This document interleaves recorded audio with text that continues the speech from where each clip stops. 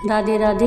विजधाम channel में आप सबका स्वागत है। आज हम 16 सोमवार की व्रत की कथा सुनेंगे। यह व्रत कथा सावन के सोमवार में भी सुनी जाती है। तो आइए शुरू करते हैं 16 सोमवार व्रत की कथा। एक बार मृत्युलोक में भ्रमण करने की इच्छा करके श्री भूतनाथ भगवान भोलेनाथ माता पार्वती के साथ मृत्युलोक में पधारे। भ्रमण करते करते दोनों विदर्भ देश के अंतर्गत अमरावती नाम की अति रमणीक नगरी में पहुँचे। अमरावती नगरी स्वर्ग के सदृश सभी प्रकार के सुखों से परिपूर्ण थी। उसमें वहाँ के महाराज द्वारा बनवाया हुआ अति रमणीक शिवजी का मंदिर भी था। भगवान शंकर भगवती पार्वती के साथ इस मंदिर में निवास करने लगे। एक समय माता पार्वती जी भगवान भोलेनाथ को प्रसन्न देखकर बोली, हे नाथ, आज तो हम दोनों चौसर खेलेंगे। शिवजी ने प्राण प्रिया की बात को मान लिया और चौसर खेलने लगे।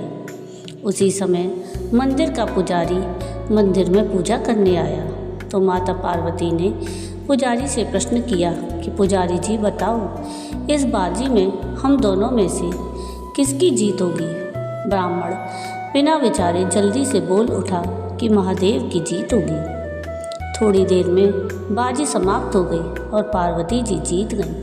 पार्वती जी को बड़ा गुस्सा आया और ब्राह्मण को झूठ बोलने के अपराध के कारण श्राप देने चली। भोलेनाथ ने पार्वती जी को बहुत समझाया, लेकिन उन्होंने ब्राह्मण को कोढ़े होने का श्राप दे दिया। कुछ समय बाद पार्वती जी के श्रापवश पुजारी के शरीर में कोढ़ पैदा हो गया। वह बहुत अधिक दुखी रहने लगा।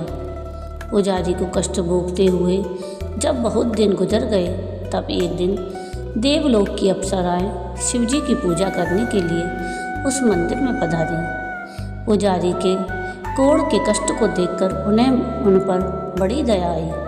उन्होंने उससे रोगी होने का कारण पूछा तो पुजारी ने निसंकोच सारी बातें बता दी। वे अप्सराएं बोली, हे पुजारी, अब तुम अधिक दुखी मत होना।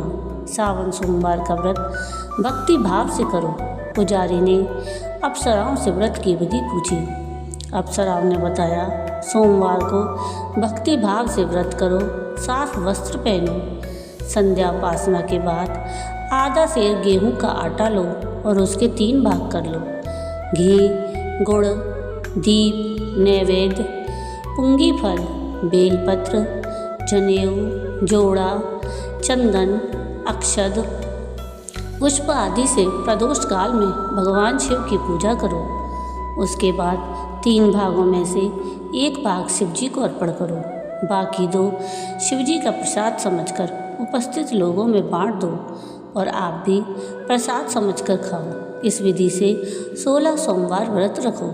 17वें सोमवार को 5 से पवित्र गेहूं के आटे की बाटी बनाओ। उसमें घी और गुड़ मिलाकर चूरमा बनाओ। भगवान भोलेनाथ को भोग लगाकर उपस्थित भक्तों में बांट दो। इसके बाद कुटुंब सहित प्रसाद लो तो शिव जी की कृपा से उसकी सभी मनोकामनाएं पूरी हो जाती हैं। ऐसा कहकर अप्सराएं स्वर्ग को चली गई। ब्राह्मण ने यथाविधि 16 सोमवार व्रत किया और भगवान शिव की कृपा से रोग से मुक्ति पाकर आनंद से रहने लगा। कुछ समय पश्चात शिवजी और पार्वती उस मंदिर में पुनः पधारे। ब्राह्मण को निरोग देखकर पार्वती जी ने ब्राह्मण से रोग से मुक्त होने का उपाय पूछा। ब्राह्मण ने 16 सोमवार व्रत की कथा सुनाई। पार्वती जी बहुत प्रसन्न हुई। ब्राह्मण से व्रत विधि पूछकर स्वयं भी व्रत करने के लिए तैयार हो गई। व्रत करने के बाद उनकी मनोकामना पूरी हुई और उनके रूठे बेटे स्वामी कार्तिकेय स्वयं माता के आज्ञाकारी हुए। कार्तिकेय जी को अपना यह विचार परिवर्तन का रहस्य जानने की इच्छा हुई। वे माता से बोले, हे माता, आपने ऐसा कौन सा उपाय किया जिससे मेरा मन आपकी ओर आकर्षित हो गया। पार्वती जी ने वही 16 सोमवार व्रत की कथा उनको सुना दी। कार्तिकेय जी ने कहा कि इस व्रत को मैं भी करूँगा, क्योंकि मेरा प्रिय मित्र ब्राह्मण बहुत दुखी दिल से परदेश गया है। मेरी उससे मिलने की बड़ी इच्छा है। कार्तिकेय जी ने भी इस व्रत को किया और उनका प्यारा मित्र उन्हें मिल गया। मित्र ने इस आकस्मिक मिलन का भेद पूछा तो कार्तिकेय जी बोले, हे मित्र, हमने तुम्हारे मिलने की इच्छा से 16 सोमवार का व्रत किया था। अब तो ब्राह्मण मित्र को अपने विवाह की बड़ी चिंता हुई। उसने कार्तिकेय जी से व्रत की विधि पूछी और यथाविधि व्रत किया। व्रत के प्रभाव से जब वह किसी कार्य से विदेश गया तो वहाँ के राजा की लड़की का स्वयंवर था। राजा ने प्रण किया था कि जिस राजकुमार के गले में सब प्रकार से श्रृंगारित हथनी माला डालेगी, मैं उसी के साथ अपनी प्यारी बेटी का विवाह कर दूंगा। शिवजी की कृपा से वह ब्राह्मण भी उस स्वयंवर को देखने की इच्छा से राजसभा में एक ओर जाकर बैठ गया। नियत समय पर हथनी आई और उसने जयमाला उस ब्राह्मण के गले में डाल दी। राजा ने अपनी प्रतिज्ञा के अनुसार बड़ी धूमधाम से अपनी कन्या का विवाह उस ब्राह्मण के साथ कर दिया और ब्राह्मण को बहुत सा धन और सम्मान देकर संतुष्ट किया।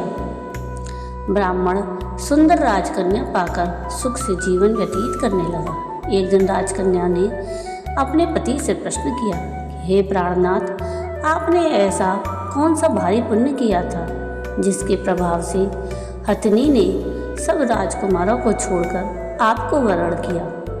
ब्राह्मण बोला, हे प्राण प्रिय, मैंने अपने मित्र कार्तिकेय जी के कथनानुसार 16 सोमवार का व्रत किया था, जिसके प्रभाव से मुझे तुम जैसी रूपवान पत्नी की प्राप्ति हुई है। इस व्रत की महिमा सुनकर राजकन्या को बड़ी हैरत हुई। वह भी पुत्र की कामना करके इस व्रत को करने लगी।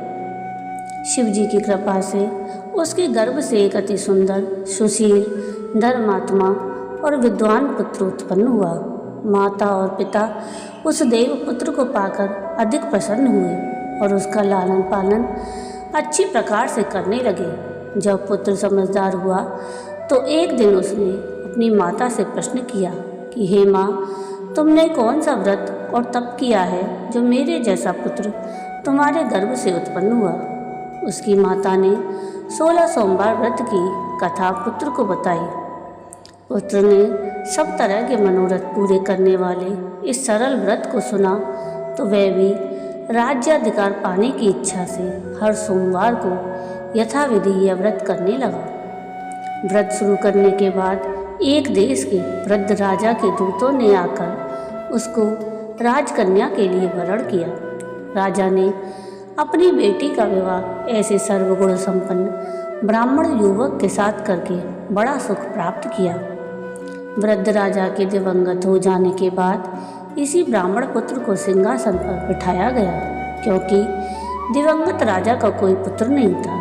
राज्य का उत्तराधिकारी होकर भी वह ब्राह्मण पुत्र 16 सोमवार का व्रत करता रहा। जब 17वां सोमवार आया तो विप्र पुत्र ने अपनी प्रियतमा से पूजन सामग्री लेकर शिव पूजा के लिए शिवालय में चलने को कहा, परंतु उसकी पत्नी ने उसकी आज्ञा की परवाह न की। दास दासियों द्वारा सारी सामग्री शिवालय में भिजवा दी, परंतु वह स्वयं नहीं गई।